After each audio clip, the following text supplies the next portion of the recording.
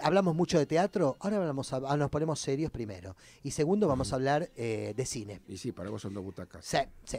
Se estrenó la semana pasada una película documental que nos lleva... hay películas, hay películas que profundizan en problemáticas y que nos aclaran cosas. Y más cuando están hechas hasta el hueso. Porque hay yo que veo mucho documental, hay documentales que con 4 fotos y con 2 testimonios te hacen un documental. Ahora, Pino Solanas, cada vez que hacía un documental, iba al hueso. Sí, bueno. Y acá, este documental va al hueso. Nos lleva al 12 de diciembre de 2001, cuando estaba Fernando de la Rúa con el decreto de estado de sitio. Y el 20 de diciembre, la manifestación, movilización, 5 muertos, cientos de heridos. Y ahí la película comienza a dar luz a toda la investigación, el juicio. eh, a ver, eh, o sea, todo lo que pasó y todos los años que tuvieron que pasar para que las cosas, algunas, se aclararan. Todo esto de la pluma de Juan Polio, el director de Maelstrom 2001. ¿Cómo estás, Juan? Gabriel Fresta te saluda. ¿Cómo están? Buenas noches, muchas gracias por la invitación. Bien, bueno, acá me voy a meter de lleno en una película rica en fuentes. O sea, pues si uno se queda, digamos, en los títulos de la película, ve que hay documentos de Artear, de Telefe, de Canal 26, de Crónica, de todos los canales más o menos de noticias que pudieran haber aportado algo, más una investigación que yo quiero preguntarte cuánto tiempo te llevó a hacer la película. Mira, con la peli estuvimos alrededor de 3 años aproximadamente. La empezamos a fines del 2019, pre-pandemia, la investigación, cuando ya decidimos que íbamos a hacer un proyecto sobre este tema, sobre el peritaje que había hecho Pregliasco y esta reconstrucción. Y obviamente no teníamos muy claro cómo podía ser esa película al principio. Pero bueno, a medida que empezamos a investigar cómo era el peritaje, los informes de Pregliasco, a jugar con el Panóptico, que es este Sí. programa Pericia que hizo Pregliasco, que es un programa en la computadora donde vos pones el horario de ese día 20 de diciembre de 2001 en la Plaza de Mayo y te muestra en simultáneo todas las imágenes que fueron tomadas de ese horario, ¿no? Ya sea fotografías o imágenes de video sincronizadas en simultáneo de diferentes fuentes. Y ahí también nos dimos cuenta que, bueno, que había habido un juicio y que del juicio se sabía bastante poco, entonces pensamos en buscar el material de esas audiencias para recuperar los testimonios de quienes habían declarado en el juicio, tanto de los testigos como de los imputados, y así poder construir la columna vertebral a partir del peritaje, esta reconstrucción con imágenes, pero poniéndole lo que vos decías, todos estos materiales encima, que fue lo que permitió el juicio, las radios policiales, los testimonios, y ahí reconstruir con el mayor nivel de detalle posible lo que pasó el 20 de diciembre de 2001 en la Plaza de Mayo.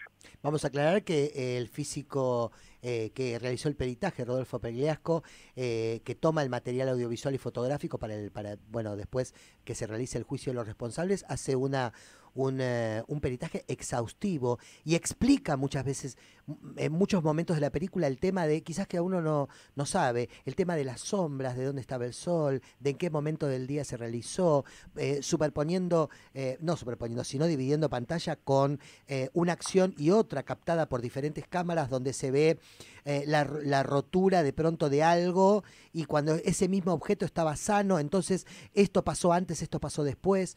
Es una cosa milimétrica. Claro, lo que nosotros tratamos de poner en escena, digamos, es como ese proceso que lleva adelante Pregliasco, que es tomar todas estas informaciones, ¿no? Como ocultas o que revelan también las imágenes, que es bueno, si hay un reloj en imagen, ¿no? Si alguien lleva un reloj pulsera que tiene un horario, Claro. porque pensemos que son todas imágenes analógicas, no es como ahora que estamos acostumbrados al celular, que ya te dice el horario, incluso de la geolocalización, si tomaste un video o una imagen, eran todos tapes digitalizados, que algunos tenían horario porque eran tomados de la televisión en vivo, entonces tenía el horario abajo, pero otros no, otros eran materiales brutos de cámaras o de documentalistas que no tenían ninguna referencia horaria clara, ¿no? Entonces, para poder reconstruirlo con detalle, sobre todo para poder ubicar los momentos en donde fueron asesinados 5 manifestantes, para saber qué personas estaban en ese lugar, qué efectivos policiales, qué órdenes se cumplían. Hubo que hacer este trabajo tan detallado que hizo Pregliasco y que fue fundamental para el juicio, ¿no? Y la peli lo que hace es tomar esas herramientas para, bueno, decir ese día cuáles son las primeras imágenes. A las 8 de la mañana, bueno, ahí arranca el día y reconstruirlo con todo el detalle posible hasta las horas de la noche, donde ya casi no hay gente en la calle, ¿no? Esto es el fondo de la película, pero ahora vamos un poco a la Uh-huh. forma, porque, o sea, se nota un trabajo de montaje Uh-huh. como muy fuerte.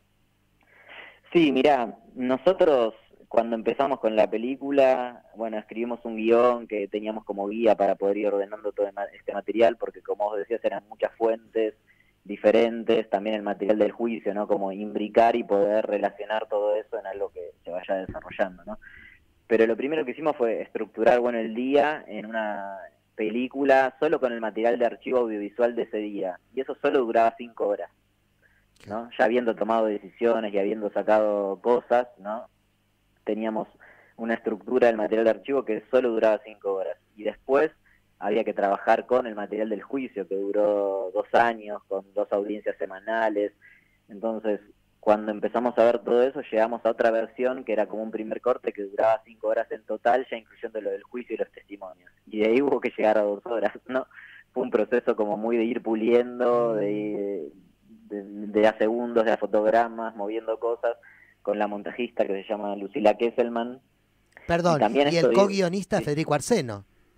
sí, el co-guionista Federico Arseno, que con él trabajamos mucho en la previa, dándole una estructura a lo que decían en el juicio, ¿no? Para que tuviese una estructura dramática más o menos potente y se fuesen revelando diferentes informaciones o situaciones.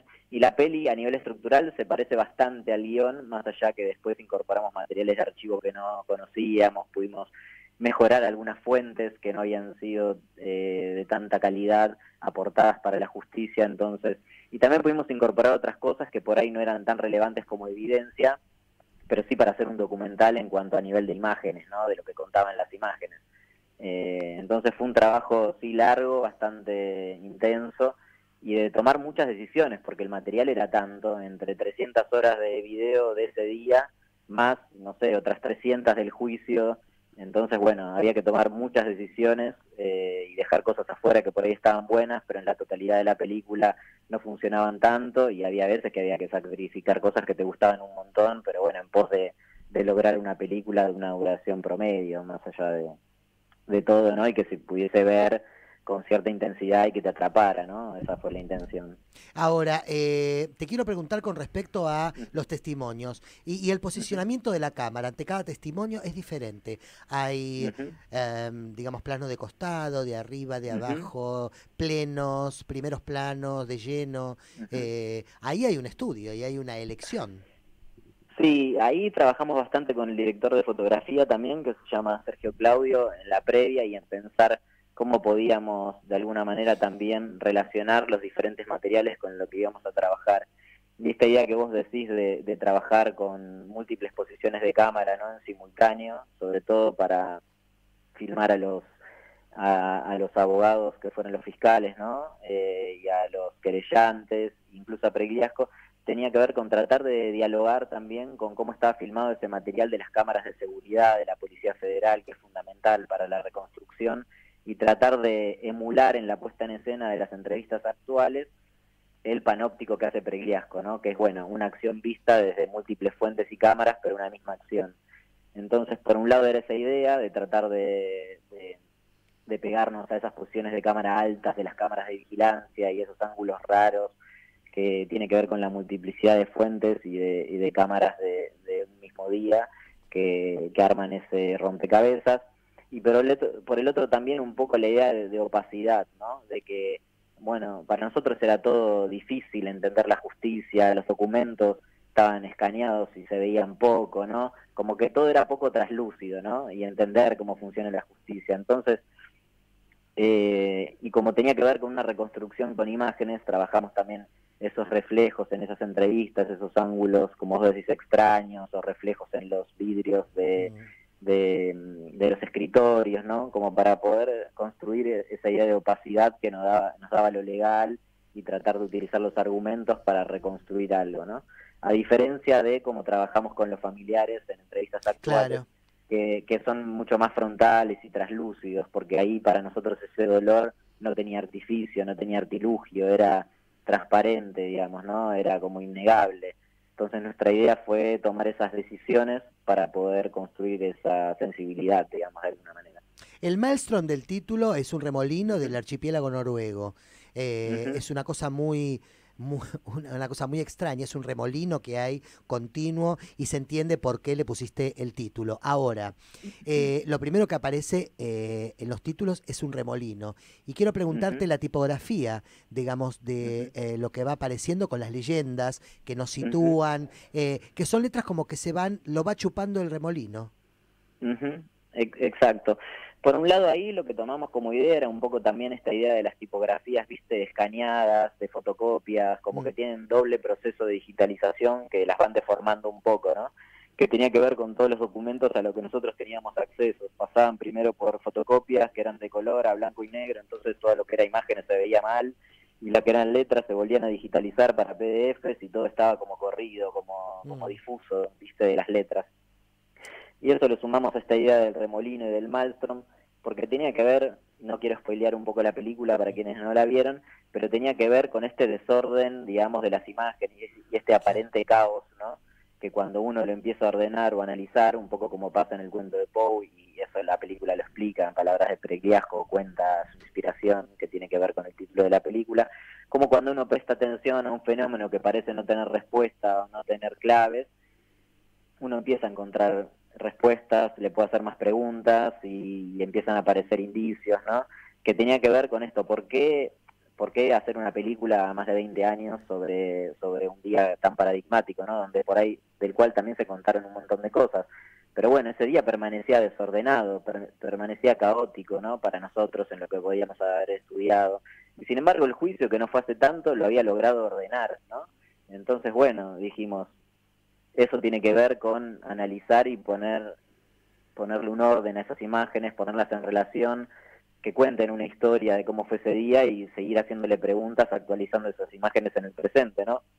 Porque por ahí esas imágenes a 20 años, en los ritmos de la tele, que nos quedamos solo con la violencia y con editados rápidos de 2 minutos, ya no significan nada, ¿no? Entonces, bueno, ¿cómo volver a darles espesor con los testimonios de las personas que estuvieron en ese lugar, que declararon en el juicio, con los testimonios de las víctimas actuales, ¿no? Y que esas imágenes vuelvan a generarnos una empatía para poder recuperar ese día, ¿no? Juan, la película se estrenó el jueves pasado. La película se estrenó el jueves pasado en el Cine Gaumont, ahí en Rivadavia, en el barrio de Congreso, y está hasta mañana a las 18 horas. Hasta el La miércoles. función, No. sí, en realidad hasta mañana, porque el miércoles hay un evento y no va a estar la Ah, película en función, o sea, mañana es el último día, pero hay buenas noticias. a ver.